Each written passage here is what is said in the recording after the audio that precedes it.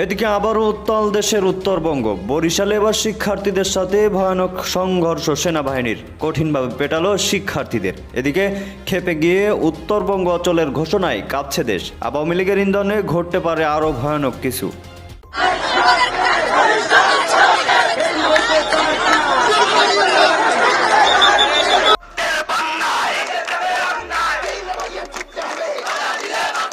স্বাস্থ্য খাত ইনশাল্লাহ আমাদের জননেত্রী আছে বাংলাদেশে, আমাদের একটা নতুন মুখ নিয়ে আমরা দেখবো বাংলাদেশকে আবার আগের বাংলাদেশ গড়ে তুলবো ইনশাল্লাহ। ওরা যেন দেশ ছেড়ে না যেতে পারে, ওদেরকে কিভাবে দেশে আটকানো যায় এই ব্যবস্থা আমরা করবো। আজকে 1 বছরে প্রায় 3000+ মানুষ মারা গেছে।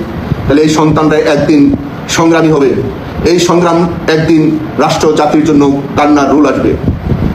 অধ্যাপক ইউনূসের নেতৃত্বাধীন বাংলাদেশের অন্তর্বর্তী সরকারের বিরুদ্ধে আন্তর্জাতিক ক্ষেত্রে কোমর বেঁধে নামছে দেশটিতে কার্যক্রম নিষিদ্ধ থাকা আওয়ামী লীগ। অধ্যাপক ইউনূস প্রত্যয় সরকারের বিরুদ্ধে আন্তর্জাতিক সংস্থাগুলোতে অভিযোগ দায়ের করতে চায় আওয়ামী লীগ। পাশাপাশি আওয়ামী লীগের উপর থেকে নিষেধাজ্ঞা প্রত্যাহার করার এবং যে কোনো নির্বাচনে তাদের সম্পূর্ণ অংশগ্রহণের অনুমতি দেওয়ার জন্য অনুরোধ করা হয়েছে। সচিবালয়ের ভিতরে প্রায় 50% আমলা এখনো তারা আওয়ামী লীগের প্রতি পূর্ণ সমর্থন দিচ্ছে এবং সেনাবাহিনীর ভিতরে উচ্চপদস্থ কর্মকর্তা তারা এখনো আওয়ামী লীগের জন্য অনেক স্যাক্রিফাইস করতে পারছে এবং যে কোনো মূল্যে হোক একটা করে একটা প্রতি বিপ্লব করে হাসিনাকে আবার ফিরিয়ে আনতে চায়। সেটা যেভাবেই হোক ফেব্রুয়ারি নির্বাচনের আগেই ইউনূস সরকারের পতন ঘটিয়ে আওয়ামী লীগকে পারলে ক্ষমতায় আনবে। এই মুহূর্তে ভারত শেখ হাসিনাকে আরেকটি সুযোগ তৈরি করে দিল। ভারতের উদ্যোগে শেখ হাসিনা রাশিয়ার প্রধানমন্ত্রী পুতিনের সাথে দেশে আসার ভয়ঙ্কর তথ্য ফাঁস করলো শেখ হাসিনা। অপরদিকে কিন্তু ডক্টর মোহাম্মদ ইউনূস যে কোনো সময় বাংলাদেশ থেকে পালিয়ে যাবে এমনটাও জানিয়েছে গণমাধ্যমে। আজকের এই ভিডিওটি সম্পূর্ণ দেখলে ভয়ঙ্কর কিছু তথ্য বিস্তারিতর মাধ্যমে আপনারা জানতে পারবেন। আশা রাখবো সম্পূর্ণ ভিডিওটি দেখবেন। বিস্তারিত ভিডিওতে চলে যাব তার আগে রিকোয়েস্ট করবো, যারা এরকম নিউজ ভিডিও দেখতে পছন্দ করেন এই চ্যানেলটি সাবস্ক্রাইব করে আমাদের সাথেই থাকবেন।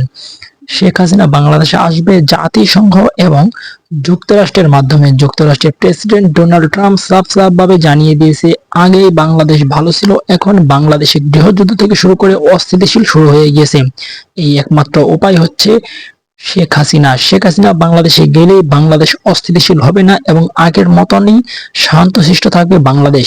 ডক্টর মোহাম্মদ ইউনূস কোনোভাবেই বাংলাদেশকে পরিচালনা করতে পারছে না, বারবার ব্যর্থ হচ্ছে ডক্টর মোহাম্মদ ইউনূস, এমনটাও জানিয়েছে গণমাধ্যমে। প্রিয় দর্শক বন্ধুরা, শেখ হাসিনা বাংলাদেশে আসবে এমনও বার্তা জানিয়ে কথা বলেছেন নরেন্দ্র মোদী। নরেন্দ্র মোদী সাফ জানিয়ে দিয়েছে শেখ হাসিনাকে যে কোনো মূল্যে বাংলাদেশে পাঠিয়ে দেব। আগের মতন শেখ হাসিনা রাজত্ব করবে। আওয়ামী লীগের দুর্দিন শেষ, এখন শুধু সুদিনের পালা। প্রিয় দর্শক বন্ধুরা, শেখ হাসিনাই বাংলাদেশের আস্থা, শেখ হাসিনাই বাংলাদেশের ভরসা, এমনটাও জানিয়েছে গণমাধ্যমে। তাহলে কেবল ডক্টর মোহাম্মদ ইউনূস জেলে যাবে নাকি বাংলাদেশ থেকে পালিয়ে যাবে? আপনাদের কি মনে হচ্ছে? কোন জিনিসটা হলে আপনারা সব থেকে বেশি খুশি হবেন অবশ্যই কমেন্ট করবেন। অপর থেকে বাংলাদেশের সাধারণ জনগণ বলেছে আগেই আমরা ভালো ছিলাম, শেখ হাসিনার আমলে আমরা সুস্থ এবং সঠিকভাবে পরিচালনা করতে পারছি এবং থাকতে পেরেছিলাম। এখন শুধু বাংলাদেশের গৃহযুদ্ধ এবং অস্থিতিশীল খুন আহাজারি সকল কিছু হচ্ছে ডক্টর মোহাম্মদ ইউনূসের আমলে। ডক্টর মোহাম্মদ ইউনূস কিন্তু এই বিষয়গুলো নিয়ে খুবই চিন্তিত। যে কোনো সময় বাংলাদেশ থেকে পালিয়ে আমেরিকা চলে যেতে পারে, এমনটাও জানিয়েছে গণমাধ্যমে। অপরদিকে শেখ হাসিনার আসার খবরটি কিন্তু 100% সত্যি বলে জানিয়েছে এক বিবিসিতে। প্রিয় দর্শক বন্ধুরা, যদি শেখ হাসিনা বাংলাদেশে আসে আগের মতন রাজত্ব করে, তাহলে বাংলাদেশের মানুষ তাকে কিভাবে গ্রহণ করবে, কতটা স্বস্তির বোধ করবে বাংলাদেশের সাধারণ জনগণ? অবশ্যই সেই বিষয়টি আপনারা কমেন্ট করবেন। অপরদিকে যদি শেখ হাসিনা বাংলাদেশে আসে তাহলে বাংলাদেশের মানুষ তাকে কিভাবে গ্রহণ করবে সেই বিষয়টিও কমেন্ট করে বলে যাবেন। দর্শক শ্রোতা, আজকের মতন এই পর্যন্তই। দেখা হচ্ছে পরবর্তী কোনো ভিডিও নিয়ে। সেই পর্যন্ত আপনারা সকলে ভালো থাকুন, সুস্থ থাকুন, এই চ্যানেলের সাথেই থাকুন এবং দেখতে থাকুন এই চ্যানেলের ভাইরাল এবং গরম নিউজগুলা। আর কে কারা আওয়ামী লীগ করছেন অবশ্যই সেই বিষয়ে কমেন্ট করে বলে যাবেন। ভালো থাকুন, ধন্যবাদ, আল্লাহ হাফেজ।